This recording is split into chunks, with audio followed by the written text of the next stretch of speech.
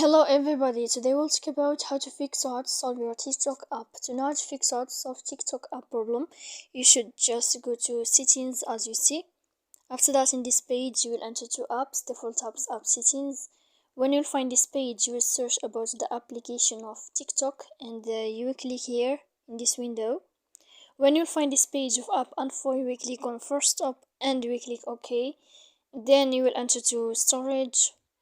Here we click clear cache, and in the end you can turn off your Wi-Fi.